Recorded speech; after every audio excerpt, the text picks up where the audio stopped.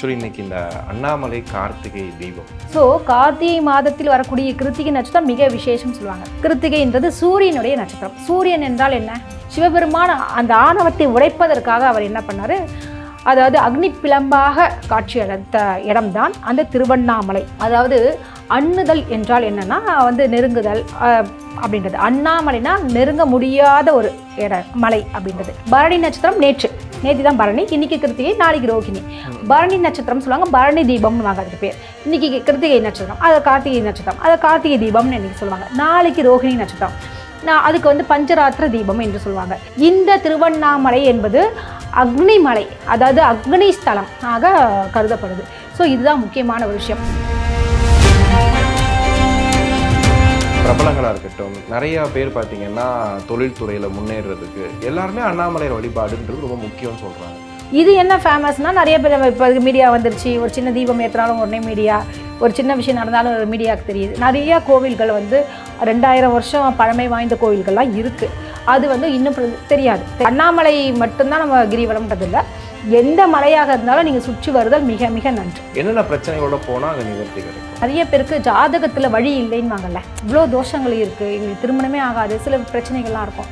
அப்போ நான் என்ன பண்ணுவேன்னா, கிரிவலம் சுற்றுங்கன்னு நான் சொல்லி அனுப்புவேன். பௌர்ணமி அன்னைக்கு போயிட்டு வாங்கன்னு சொல்லுவேன். நீங்கள் அண்ணாமலையார்கிட்ட அப்படியே உண்மையாக சரணடைய வேண்டும். நானும் கிரிவலம் போகிறேன் அப்படி சொல்லி பஜ்ஜி சொஜ்ஜிலாம் சாப்பிட்டு அந்த கிரிவலம் நான் சொல்லலை. உண்மையான கிரிவலம், ஆத்மார்த்தமாக சிவனை தரிசிக்கணும். அந்த 14 கிலோமீட்டர் நீங்கள் சுற்றும் பொழுது ஒரு முகத்துடன்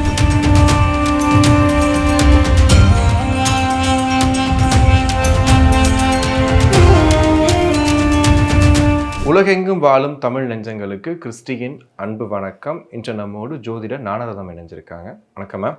வணக்கங்க. ஆக்சுவலி இன்னைக்கு இந்த அண்ணாமலை கார்த்திகை தீபம் இப்போது ரொம்ப காலமாக நடந்துகிட்டு இருக்கக்கூடிய நிகழ்வு இது. மேலே ஒரு உச்சியில் தீபம் ஏற்றுறாங்க. அதை பார்த்துட்டு மக்கள் அண்ணாமலையை தரிசனம் பண்ணிட்டோம் அப்படிங்கிற மாதிரி போயிட்டுருக்காங்க. ஆக்சுவலி இது என்ன கான்செப்ட்? ஒரு தீபம் ஏற்றுறது, அதுக்கப்புறம் வீடுகளில் நம்ம கார்த்திகை தீபமாக ஏற்றுற விஷயம், இது என்ன கான்செப்ட்? இது பண்ணக்கூடிய ஆன்மீக இது என்ன விஷயம்னு பார்த்தீங்கன்னா, இந்த மாதம் கார்த்திகை மாதம். இன்றைக்கி என்ன நட்சத்திரம் அப்படின்னு பார்க்கும்போது கிருத்திகை நட்சத்திரம். கிருத்திகை நட்சத்திரத்தை சொல்லுவாங்க, அல்லது கார்த்திகை நட்சத்திரமும் சொல்லுவாங்க. 2 பேர் தான். ஸோ கார்த்திகை மாதத்தில் வரக்கூடிய கிருத்திகை நட்சத்திரம் மிக விசேஷம் சொல்லுவாங்க. கிருத்திகை என்றாலே ஜோதிட ரீதியாக ஒரு அறிவியலாக பேசும்பொழுது, கிருத்திகைன்றது சூரியனுடைய நட்சத்திரம். சூரியன் என்றால் என்ன? ஒளிப்பிழம்பு. சூரியனுக்குடைய அதிபதி யார், கடவுள் யாருன்றத சிவபெருமான் தான். இப்போ ஒரு புராணம் இருக்குது வச்சுக்கோங்களேன். இது எதற்காக இதெல்லாம் பண்ணும்பொழுது, ஒரு நாள் பார்வதி தேவியும் சிவபெருமானும் பேசிகிட்டு இருப்பாங்க. நான் பெரியவனா நீ பெரியவனான்ற மாதிரி பேசும்போது, சிவபெருமான் நான் தான் கொஞ்சம் பெரியவர் அப்படின்ற மாதிரி சொன்னார். நீங்களாம் ஒன்றும் கிடையாதுன்ற மாதிரி விளையாட்டுக்கு தம்பதிகள் பேசுகிறது விஷயங்கள். அதே மாதிரி பார்த்திங்கன்னா, பிரம்மனும் விஷ்ணுவும் நான் தான் பெரியவர்கள்ன்ற ஒவ்வொருத்தனுக்கும் ஒவ்வொரு ஆணவம் இருக்குது. நான் தான் பெரியவர்கள், நான் தான் பெரிய ஆள் அப்படின்ற மாதிரி. சிவபெருமான் அந்த ஆணவத்தை உடைப்பதற்காக அவர் என்ன பண்ணார், அதாவது அக்னி பிளம்பாக காட்சி அளித்த இடம்தான் அந்த திருவண்ணாமலை அப்படின்வாங்க. அண்ணாமலை என்பது அப்படின்னு பார்த்தீங்கன்னு, அதாவது அண்ணுதல் என்றால் என்னன்னா நெருங்குதல் அப்படின்றது. அண்ணாமலைனா நெருங்க முடியாத ஒரு மலை அப்படின்றது. அப்போ நெருங்க முடியாத மலைன்றது எது அப்படின்னு பார்க்கும்போது அக்னி. நெருப்பு இருக்கும்போது எப்படி நீங்கள் நெருங்க முடியும் இல்லையா? நெருங்க முடியாது. ஸோ அண்ணாமலைன்றது இது. அதாவது அவர் ஜோதி வடிவமாக இருந்தார் அப்படின்ற ஒரு விஷயம் இருக்குது. அதே மாதிரி பார்த்தீங்கன்னா, அந்த அண்ணாமலை இருக்கு இல்லையா, அந்த ஒளிப்பிழம்பு அன்னைக்கு அந்த கிருத்திகை நட்சத்திரத்தன்று நல்ல ஒளிப்பிழம்பாக மலையே அக்னி தான், அக்னி மலையாது. ஏன்னா ஸ்தலங்கள் இருக்கு இல்லையா, சிவபெருமானுக்கு 5 ஸ்தலங்கள் இருக்குன்னு நம்ம சொல்லுவோம். அது என்ன மாதிரியான விஷயங்கள்னா, இந்த பரணி நட்சத்திரம் அன்று, அதாவது 3 நாள் தீபம் ஏற்றுறது தெரியும் இல்லைங்களா, கார்த்திகை தீபத்தப்ப. பரணி நட்சத்திரம் நேற்று தான் பரணி, இன்னைக்கு கிருத்திகை, நாளைக்கு ரோகிணி. பரணி நட்சத்திரம் சொல்லுவாங்க, பரணி தீபம்னு வாங்க அதுக்கு பேர். இன்னைக்கு கிருத்திகை நட்சத்திரம், அதை கார்த்திகை நட்சத்திரம், அதை கார்த்திகை தீபம்னு இன்னைக்கு சொல்லுவாங்க. நாளைக்கு ரோகிணி நட்சத்திரம், அதுக்கு பஞ்சராத்திர தீபம் என்று சொல்லுவாங்க. ஸோ பரணி நட்சத்திரத்தில் அன்னைக்கு தீபம் ஏற்றும் போது பஞ்சபூத தத்துவத்தில் உண்டான ஒரு தீபம்னால 5 விளக்கு ஏற்றுவாங்க. 5 விளக்கு ஏற்றுறதுன்னு வாங்கல பரணி. அது நிறைய பேருக்கு என்னன்னா 5 விளக்கு தான் ஏற்றணும்னு நினச்சிப்பாங்க. அது பஞ்சபூத தத்துவம். ஏன்னா இப்போ நமசிவாய அப்படின்னும் பொழுது பஞ்சாட்சரங்களை கொண்டது. நமசிவாய அப்படின்றது நமசிவாயன்றது வந்து பார்த்தீங்கன்னா அதாவது பஞ்சபூத தத்துவத்தை கொண்டது. பஞ்சபூதம் என்றால் என்ன அப்படின்னு பார்த்தீங்கன்னா நெருப்பு, நிலம், காற்று, நீர், ஆகாயம் அப்படின் போது இந்த திருவண்ணாமலை என்பது அக்னிமலை, அதாவது அக்னி ஸ்தலம் ஆக கருதப்படுது. ஸோ இதுதான் முக்கியமான ஒரு விஷயம். அந்த ஆணவத்தை, அந்த பார்வதி அவங்க கதை சொன்னோம் இல்லையா, அந்த ஆணவத்தை அனைத்தருடைய எல்லாருமே நான் தான் பெரியவங்க அப்படின்ற ஒரு எண்ணத்தை அழிப்பதற்காக, ஆணவத்தை அழிப்பதற்காக அவர் அவதரித்த மலை தான் இந்த அண்ணாமலை ஒரு விஷயம். அப்படின்னும் போது பிரம்மன் என்ன பண்றாரு, இந்த ஒளி இருக்கு இல்லையா, நெருப்பு ஒளி எவ்வளவு தூரம் போகுது அப்படின்னு சொல்லிட்டு அன்னப்பறவையாக அவர் வந்து அவதரித்து அந்த ஒளி எவ்வளவு தூரம் போகுது சொல்லிட்டு உயர உயர பறக்கிறாரு. அந்த அன்னத்தினுடைய பறவையுடைய இறகுகள் வந்து எரிந்து சாம்பலாகி விடுகிறது. அதே மாதிரி விஷ்ணு பகவான் இருக்கார் இல்லையா, இவங்களுடைய ஒளி வந்து பாதாளத்தில் எவ்வளவு தூரம் போகுது அப்படி சொல்லிட்டு பாதாளத்தை தோன்ற பன்றி வடிவமாக வராகராக அவர் உள்ளே இறங்கி பார்க்குறாரு. அவரும் அங்கே வந்து அந்த ஒளியினுடைய எல்லையை கண்டுபிடிக்க முடியவில்லை. ஸோ இதுதான் ஒரு விஷயம். அப்போ அவங்க ரெண்டு பேரும் நம்ம தான் பெரியவங்க நினச்சிட்டு இருந்தோம், யார் பெரியவங்க இல்லைன்றதை உணர்த்தினார். ஏன்னா சிவபெருமானுக்கு வந்து அந்த ஆணவம் கிடையாதுன்றதுக்காக சொல்ல வரேன். ஏன்னா அவர் வந்து உங்களை விட நான் பெரிய ஆளுன்னு அவர் காமிச்சிக்கல. ஏன்னா அவருடைய எளிமையான தோற்றங்கள் அப்படின்னு பார்க்கறச்சா அவர் வந்து சுடுகாட்டில் தான் வசிப்பாருன்பாங்க. அவருடைய துணியை போடக்கூடிய ஆடைகள் வந்து பிரம்மாண்டமான ட்ரெஸ் போட மாட்டார், ஒரு புலித்தோல் அது மாதிரியான விஷயங்கள் தான் அவர் அணிந்து கொள்வார். ஸோ அவ்வளோ ஒரு எளிமையானவர். அதே மாதிரி அந்த இது சொல்லுவாங்களே சாம்பல், அந்த திருநீர் அப்படின்போது சுடுகாட்டுடைய அந்த பிணத்தினுடைய சாம்பல் அப்படின்வாங்க. அதுதான் நம்ம எல்லாருமே என்னது கடைசியே சாம்பல்ல தான் முடிவோன்ற ஒரு விஷயம். அதாவது யாருமே ஒரு பிடி சாம்பல் அப்படின்ற விஷயத்த அவர் அவருடைய ஆன்மீகத்துல உங்களுக்கு புரிய வைக்கிற மாதிரியான விஷயங்கள் இருக்குங்க. ஓகே, ஸோ இதுதான் அந்த கார்த்திகை தீபம் வைக்கிறதுக்கான விளக்கம். இப்போ திருவண்ணாமலை அண்ணாமலையார் கோயில் இன்னைக்கு வந்து பார்த்தீங்கன்னா கடந்த 2 வருஷத்துக்கு அப்புறமா இன்னைக்கு நிறைய பேர் போறாங்க. அங்க போனா ஒரு மாற்றம் நிகழுது அப்படின்றாங்க. அண்ணாமலையார்கிட்ட என்ன சிறப்பு அங்க போகும்போது? அதாவது ஒரு விஷயம் என்னன்னா, நானே வந்து சித்தரை தான் வழிபடுவேன். நான் எப்படின்னா அவங்ககிட்ட வந்து சித்துக்கள் எல்லா விஷயமும் தெரிந்தவர்கள். இன்னைக்கு வந்து தண்ணியில் நடக்கிறது, கூடு விட்டு கூடு பாயறது, அதாவது கூடு விட்டு கூடு பாயறது யாரும் இப்போ பண்ணலை. அதே மாதிரி வந்து ஃப்ளைட்டில் போகிறது வர்றது, அண்டம் விட்டு அண்டம் போகிற தாண்டுறது. இப்போ நம்ம ஃப்ளைட்டில் போகிறோம் இல்லையா, ஃபாரினுக்கு போகிறது, ஒரு கடலை தாண்டுது, எல்லாமே நம்ம ஒரு எக்யூப்மெண்ட்ஸில் பண்ணுறோம் எல்லா விஷயம். அது அந்த காலத்தில் எந்த ஒரு எக்யூப்மெண்ட்ஸும் இல்லாமல் சித்தர்கள் செய்து கொண்டிருக்கிறாங்க. அது அஷ்டமா சித்துக்கள் என்று சொல்லுவாங்க. ஸோ அந்த சித்தர்கள் குடியிருக்கக்கூடிய இடங்கள் எது அப்படின்னு பார்க்கறச்சா மலைவாசங்கள். ஸோ மலை, இதுக்கு தான் ஒரு கிரிவலம்னே சொல்கிறாங்க இல்லையா பேர். இப்போ வந்து கிரிவலம் சுற்றுறது ரொம்ப நல்ல விசேஷம்னு சொல்லி, அதுவும் குறிப்பாக திருவண்ணாமலையில் வந்து கிரிவலம் ரொம்ப விசேஷமாக கருதப்படுது. கிரி என்றால் சமஸ்கிருத வார்த்தையில் வந்து மலை என்று அர்த்தம். வலம் என்றால் வலம் வருதல், அதாவது சுற்றி வருதல்ன்ற ஒரு அர்த்தம் இருக்குது. ஸோ வந்து அண்ணாமலையுடைய கிரிவலம்ன்றது விசேஷமாக இருக்குது. ஸோ அங்கே சித்தர்கள் குடியிருக்காங்க இல்லையா மலைவாசங்கள். இப்போ சித்தர்கள்ன்றவங்க வந்து எப்படின்னா எல்லாத்தையும் ஒரு 300 வருஷம் வாழ்ந்திருக்காரு, 500 வருஷம் வாழ்ந்திருக்காரு, 3000 வருஷம் வாழ்ந்திருக்காங்கன்றது நம்ம படிச்சிருப்போம். இதெல்லாம் வந்து ஒரு சயின்டிஃபிக்காக நிஜமான ஒரு விஷயம் சொல்லுவோம். ஏன்னா வந்து திருமூலர் எழுதின விஷயங்கள், அந்த திருமந்திரங்களோட விஷயங்கள் 3000 ஆண்டுகள் 3000 தொகுதியெல்லாம் கொடுத்துருக்காங்க. அப்படின்னும் போது நிச்சயமாக அவங்க 3000 வருஷம் வாழ்கிறாங்கன்னா அதுக்கு என்னென்ன அவங்க எடுத்திருப்பாங்க உடம்புக்கு. அது நம்ம மனிதர்கள் தான் அவங்க வந்து கடவுள் கிடையாது. அது மாதிரியான அவர்கள் வந்து அருவமாகனா தெரியாத மாதிரி இருப்பாங்க. ஸோ அவர்களுடைய அவங்க தான் வந்து எண்டே இல்லைன்னு வாங்கல்ல ஆயுள். ஸோ அப்போ அவர்கள் அங்கே வந்து சுற்றி கொண்டிருப்பார்கள் அருவமாக. ஸோ நமக்கு வரக்கூடிய பிரச்சனைகள், துன்பங்கள் இதெல்லாம் வந்து போக்கணும். ஒரு கிரிவலம் போகும்போது அவங்க இருப்பாங்க. நிச்சயமாக இருப்பாங்க, அருவமாக இருப்பாங்க நிறைய சித்தர்கள்லாம். எங்கன்னா இந்த மலை மட்டும் இல்லைங்க, இந்த மலை ஒரு சிறப்பு. இப்போ இமாலய மலை எங்க கைலாயத்திலே யார் இருக்காரு, சிவன் வந்து மலையாக தான் காட்சியளிக்கிறார். அதே மாதிரி இங்கேயும் தான் மலையாக காட்சியளிக்கிறார். எது அண்ணாமலைன்றது.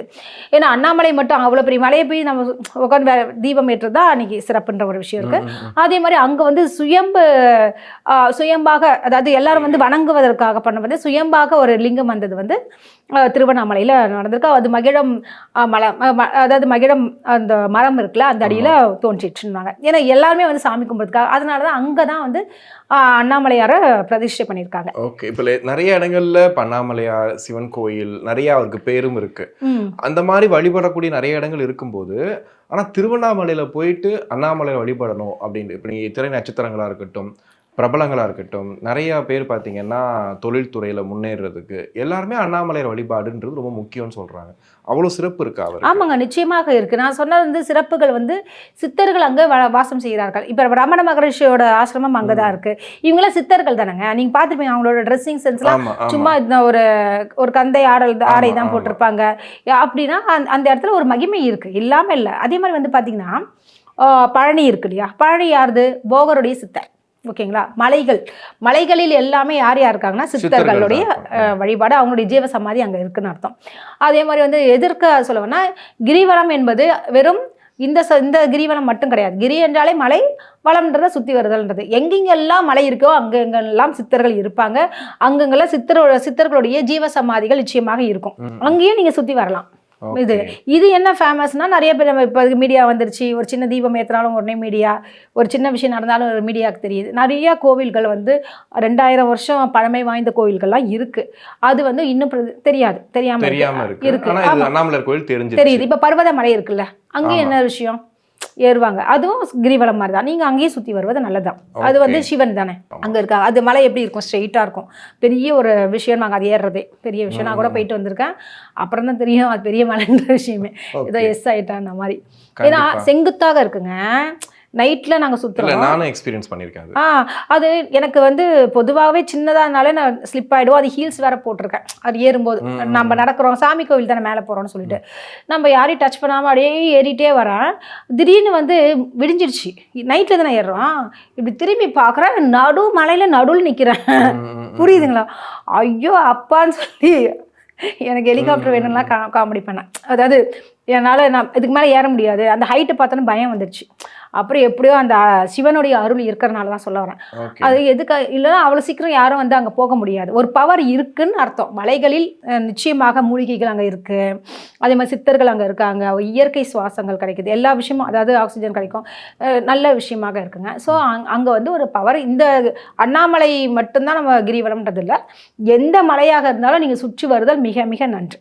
ஓகே. இப்போ திருவண்ணாமலையில் பார்த்து பார்த்தீங்கன்னா அந்த சிவனோட அலங்காரம் வந்து வித்தியாசமா இருக்கும். ஒரு மாதிரி பூக்கள்ல வச்சு இப்படி வந்திருக்கும். அது நிறைய இடங்கள்ல பார்க்க முடியாது. மேக்சிமம் வந்து சிம்பிளா தான் இருக்கும்.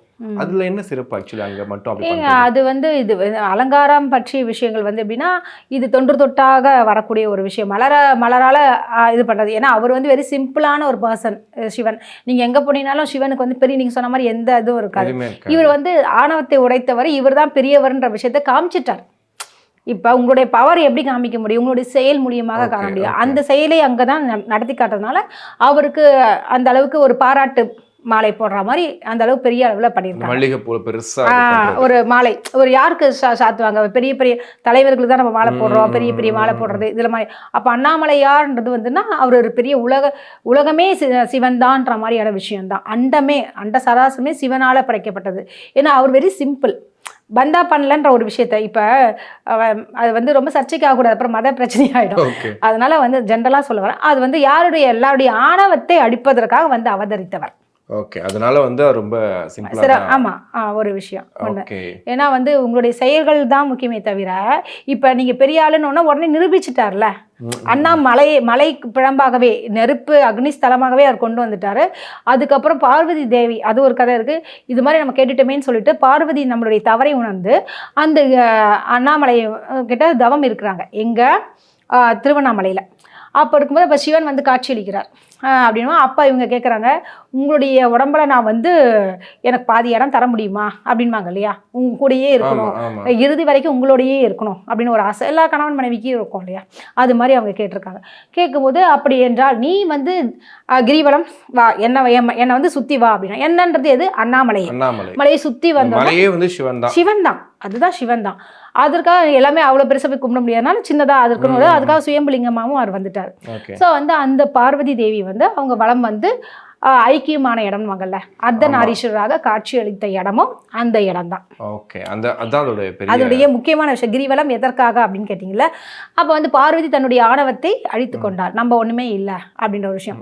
பொதுவாகவே சிவனும் சக்தியும் ஈக்குவல் தான். ஆனால் விஷயம் அவரே வந்து அந்த காலத்துலேயே 50% கொடுத்துட்டாருன்ற லேடிஸ்க்கு. அதாவது இவ்வளோ இன்னைக்கு பர்சன்டேஜ் பேசிட்டு இருக்காங்க இல்லையா அரசியல்ல, சீமான் கொடுக்குறாரு. அது மாதிரி இதை வந்து அவங்க முன்னாடியே எல்லாமே ஆணுக்கு நிகர் சமானம் பெண்ணும் அப்படின்னு சொல்றது. அப்ப சிவன் வந்து எவ்வளவு பெரிய ஆளாக இருந்தாலும் இடம் கொடுக்குறாரே, ஓகே, அப்ப அவரும் ஆணவமற்றவர் தானே. கண்டிப்பா. இப்ப நிறைவா வந்து நிறைய பிரச்சனைகள் தான் கோயிலுக்கு போறேன்னு சொல்லுவாங்க. ஒவ்வொரு கோயிலுக்கும் ஒவ்வொரு பிரச்சனைகளை ஹைலைட் பண்ணி சொல்லுவாங்க. இங்க போனா இது நிவர்த்தி ஆயிடும் அப்படின்ட்டு. அண்ணாமலையாரை போய் பார்க்க போறவங்க என்னென்ன பிரச்சனைகளோட போனா அங்க நிவர்த்தி கிடைக்கும்? ஏங்க இது அருமையான ஒரு கேள்வி. எல்லாரும் நினைச்சிட்டு இருக்காங்க அண்ணாமலையார் வந்து போயிட்டு வந்தா ஒரு தொழில் முன்னேற்றம் அடையும், சினிமா நீங்க சொன்ன மாதிரி கலைஞர்கள் இவங்கெல்லாம் வந்து போயிட்டு வந்தா நமக்கு ஒரு சிறப்பு கிடைக்கும் அப்படின்னு நிறைய பேர் போறாங்க. நானே ஜோதிடம் பார்க்கும்போது நிறைய பேருக்கு ஜாதகத்துல வழி இல்லைன்னு வாங்கல்ல, இவ்வளோ தோஷங்கள் இருக்கு, எங்களுக்கு திருமணமே ஆகாது, சில பிரச்சனைகள்லாம் இருக்கும். அப்போ நான் என்ன பண்ணுவேன்னா கிரீவனம் சுற்றுங்கன்னு நான் சொல்லி அனுப்புவேன். பௌர்ணமி அன்னைக்கு போயிட்டு வாங்கன்னு சொல்லுவேன். அப்படின் பொழுது சித்தர்களுக்கு உகந்த நாளே அந்த பௌர்ணமி திதி தான். ஓகேங்களா? அன்று வந்து நம்ம வலம் வரும்பொழுது சித்தர்கள் வந்து நடமாடுவார்கள். அவர்களுடைய பார்வைகள் நமக்கு படும்பொழுது நம்மளுடைய பாவங்கள் நீங்கி நிச்சயமாக நல்ல ஒரு சுபிட்சம். ஜாதகத்துல பிரச்சனை இருந்தாலுமே அந்த டைம்ல சரியாயிடும். நிச்சயமாக நிச்சயமாக. அதனாலதான் நான் இப்ப டாக்டரா இருந்தா கூட ஒரு அறுவை சிகிச்சை செய்யும் பொழுது பயனற்றது, அது வந்து ஃபெயிலியர் ஆயிடும்ன்ற மாதிரி இருந்தா கடைசியா என்ன சொல்றாங்க, கடவுள் கிட்டதான் நீங்க கடவுளை தான் வேண்டிக்கணும் அப்படின்வாங்க. இது அதே விஷயம்தான்.